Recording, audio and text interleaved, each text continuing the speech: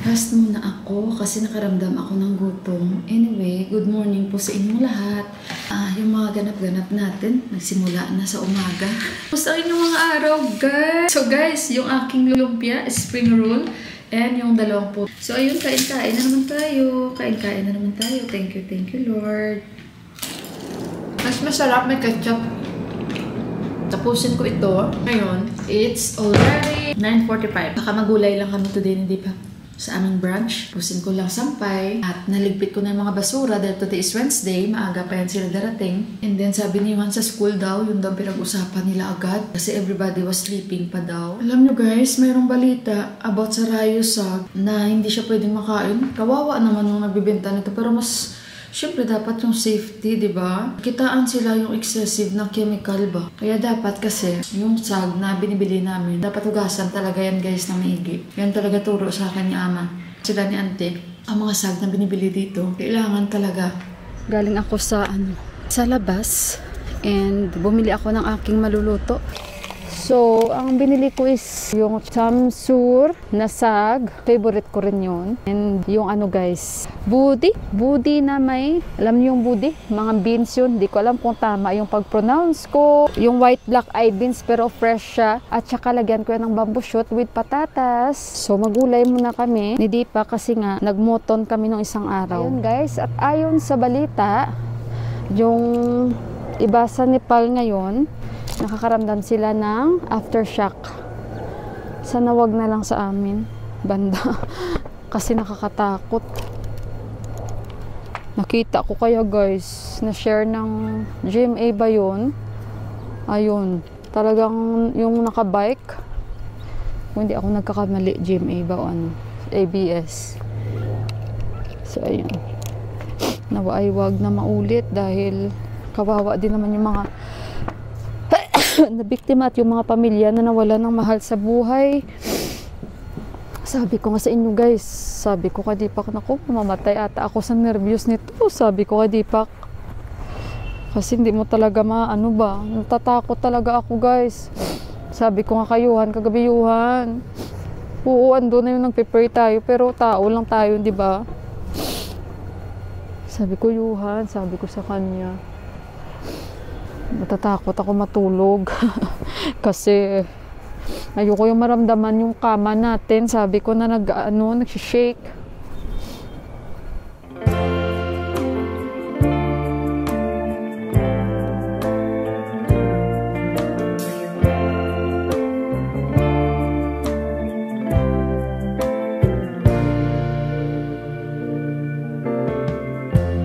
Lighten up, take me on your magic river.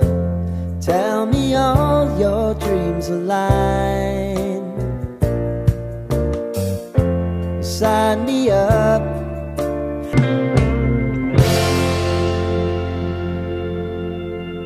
So ito yung nabili ko, 70 rupees.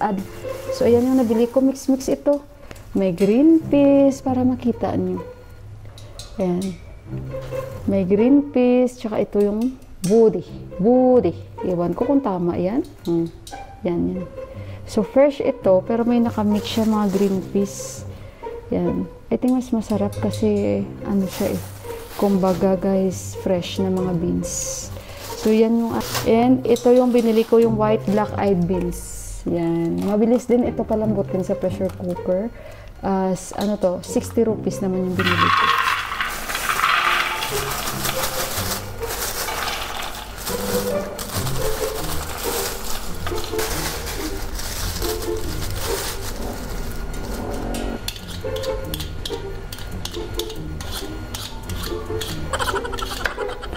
Kasi guys, nakakasawa din naman yung dal, sag, diba?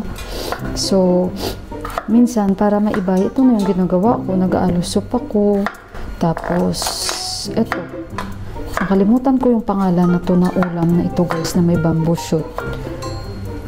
Tapos, lagyan ko siya ng maraming spring onions, tsaka coriander. Masarap kaya.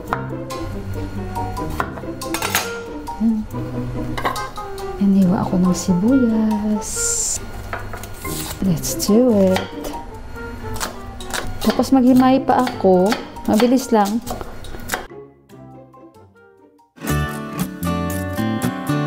Toge na yung kanilang green fish.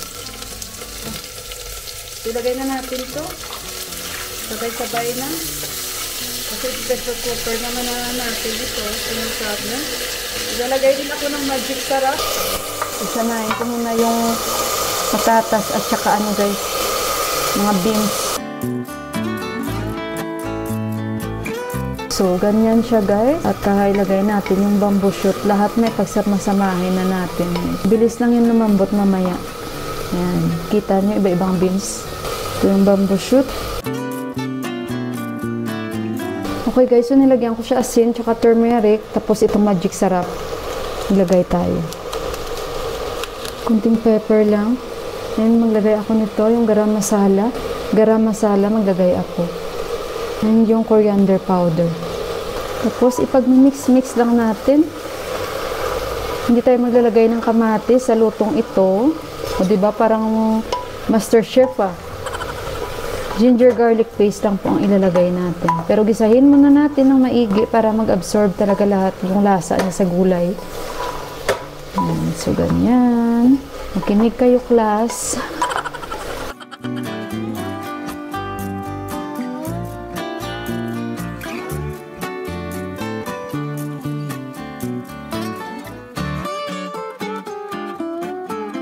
Ilagay natin yung ginger garlic paste. Yan. Mix lang natin ulit.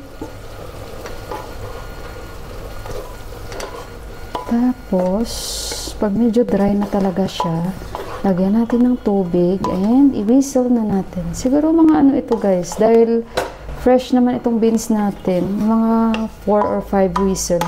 Depende, tansyahin natin. Yung ating bagong location. So, katulad niyan, medyo dry na siya. Pwede na nating maglagay ng water. Yan. Tapos, itakpan lang natin. Ayan, maghimay muna ako. Nakasuman itong aking Ayan, okay na yan. Maghimay muna ako, guys. Mix-mix ito, guys, May meti. Tapos, yung parsley. Yan. Parsley, chamsur dito.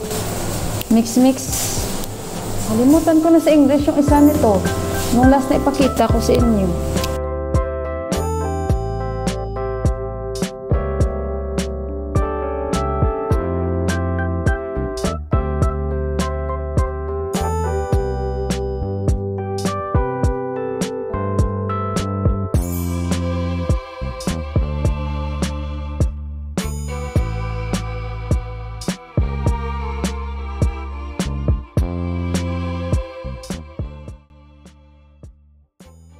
So, lagyan ko lang siya ng 2 chili, guys. Dried chili. Ayan. Para kahit paano may konting lasa. At lagyan ko siya ng dahon ng laurel. Ito kahit isa lang. Ayan lang natin. Takpan natin ulit. Balikan natin mamaya-maya. Aking coriander at spring onions. Luto na rin yung aking sag. So, kakain na kami.